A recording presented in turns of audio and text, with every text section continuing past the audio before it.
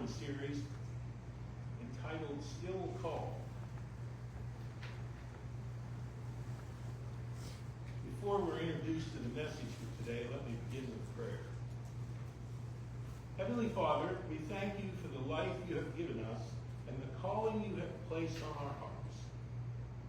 Like Paul, we desire to pour out our life as an offering to you, faithful to the end, steadfast in the race you have set before us. When weariness comes, strengthen our spirit. When doubts arise, anchor us in your truth. Help us to fight the good fight with courage and to finish our race with endurance and to keep the faith no matter what the cost. Lord, we look forward to the crown of righteousness you promise to all who long for your appearing. Until that day, may our lives reflect your love, our words speak your truth, and our hearts remain fixed on eternity with you. In Jesus' name, amen. Well, we just heard from the letter of Paul, who wrote to his friend Timothy. Boy, there's a great deal being communicated in those few verses. But again, I have to tell you that I've always struggled with this passage of Scripture. And until now, I'm not really sure why. I suppose it has something to do with the images used, the metaphor of fighting a good fight, running and finishing and winning a race. And you know, you really need to understand something to be able to teach it, or in this case, preach it. So I started to study what others had to say about it. Others who know a great deal more than me about Scripture. It was all good stuff, and I'll share some of it in a little bit later on. What I really want to say is that after gaining some insight on this particular passage, this is an old reference. You might not be old enough to remember it, but I had one of those, wow, I could have had a B8. And one of those moments that it struck me that what I wanted to say today is that Christianity is not a spectator sport. Okay, you can pardon me for saying it as if it were some kind of profound insight, but I feel kind of ridiculous saying it.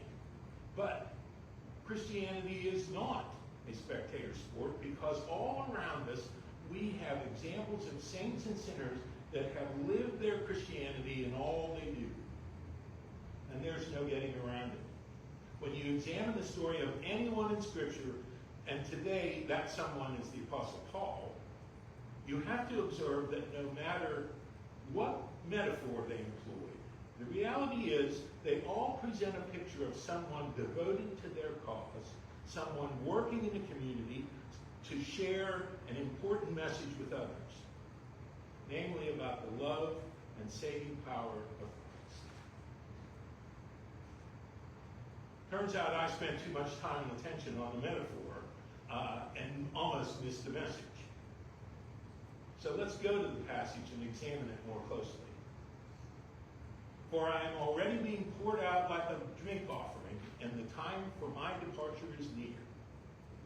I have fought the good fight. I have finished the race. I have kept the faith. As with any good teacher, Paul uses images that people can relate to, images that are action-oriented. That way, he's more likely to gain their attention and effectively communicate his message of the grace and salvation that is Christ. And you can be sure of this, Paul was no spectator. He expects those who are called to share in God's work and to actively participate as their gifts lead them.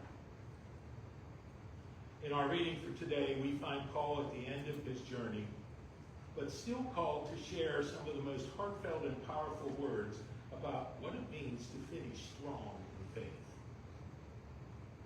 When we read these verses, we should be struck by Paul's confidence and his peace, even as he faced the end of his life. He didn't shy away from the challenges he endured.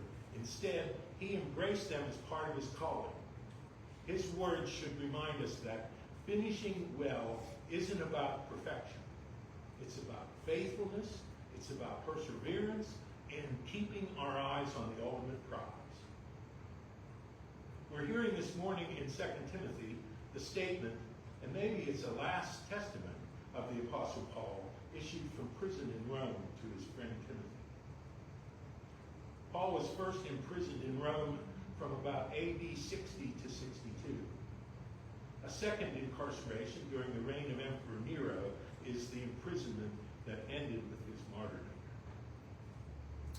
Understanding the historical and cultural climate of Paul's time enriches the meaning of our passage today. The Roman Empire, under Nero, was notorious for persecuting Christians. Public executions and fear tactics were common, putting a significant pressure on early believers. But even as he faced death, Paul sees himself as still called. He is encouraging Timothy to hurry to Ephesus and take up the work of the Ephesian church. This passage is part of the closing section of the epistle to Timothy, where the Apostle Paul reflects on his life's work and looks forward to his death. In verses 1 to 5 in that same chapter, Paul urges Timothy to remain faithful in preaching the gospel despite growing opposition. And there was a lot of opposition in those days with a group of the followers that had turned their attention to another way of thinking about God, that known as Gnosticism. We might study that on some other day. But verses 6 to 8 serve as a personal testimony and call for Timothy to come quickly to him. Today's reading is a confident reflection on the life faithfully lived in service of Christ, anticipating the eternal reward of the crown of righteousness. In these verses, the Apostle Paul uses another metaphor, that of being poured out like a drink offering, to symbolize his complete dedication and sacrifice to God's service. Likening his impending death to a sacred offering made before the Lord. This imaging emphasizes Paul's views about his life and ministry as fully surrendered to God, even unto his death. Paul's declaration, "I have fought the good fight, I have finished the race, I have kept the faith," summarizes his life of perseverance, discipline, and steadfastness in spreading the gospel. The metaphors of fighting and running a race are drawn from athletic imagery familiar to his audience. They highlight endurance, focus, and commitment. Paul's words serve as both a personal testimony and an encouragement for believers to remain faithful despite trials and opposition. So, how are we to interpret this passage in the context of our own lives?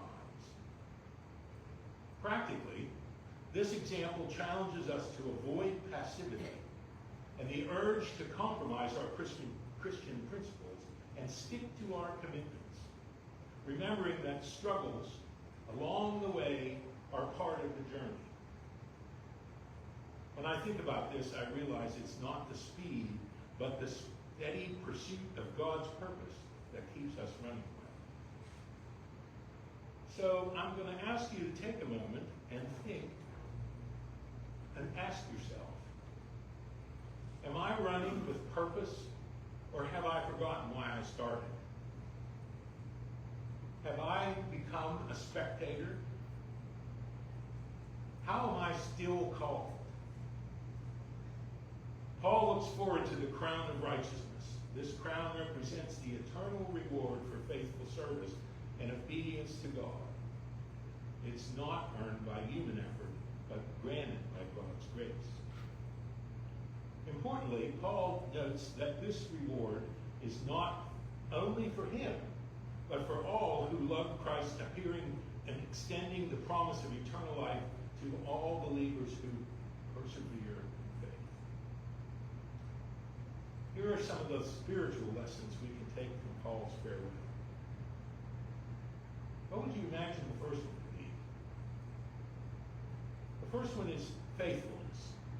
Paul's example encourages Christians to remain active and steadfast in their faith, even in the face of suffering, persecution, or the prospect of death.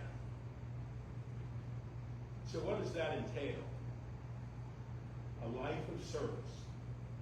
Viewing life as a, quote, drink offering reminds believers that their actions and sacrifices can honor God when lived with purpose and dedication. So how are we to be rewarded? We hope for an eternal reward. The crown of righteousness symbolizes the assurance of God's reward for those who endure, offering hope and motivation to continue faithfully. And how do we ensure our active Christian life will endure? Well, some of it has to do with mentorship and a legacy. We need only to listen to Paul's words to Timothy that urge him to continue the ministry, emphasizing the importance of passing on faith and leadership to the next generation. So, what about your race? What course is it taking? What's been your experience? Where do you get the strength to be faithful and continue the good fight? Is yours a God-inspired journey? Do you consider yourself still called? 2 Timothy 4:6-8 is a profound reflection on faithful perseverance, sacrificial service, and the hope of eternal reward. Paul's testimony challenges believers to run their own spiritual race with endurance, keep the faith through trials, and maintain a life fully devoted to God, confident in the promise of his righteous judgment and the eternal crown awaiting those who love Christ's return. There are lots of lessons in this little book of Timothy, 2 Timothy. Paul's letter is rich with memorable lines that steady the soul in hard seasons and ordinary days of life. It's a very short book, but full of the mentor Paul's words to his compatriot Timothy. I did, in my very first version of this, list out a collection of quotes from 2 Timothy. But when I took my turn to change the start of this, I didn't feel like I had time to go through all of them. But I encourage you to take a look at the rest of 2 Timothy. I'm going to finish with a portion of the prayer I prayed at the beginning of this message. When weariness comes, strengthen our spirit. When doubts arise, anchor us in your truth. Help us to fight the good fight with courage, to finish our race with endurance, and to keep the faith no matter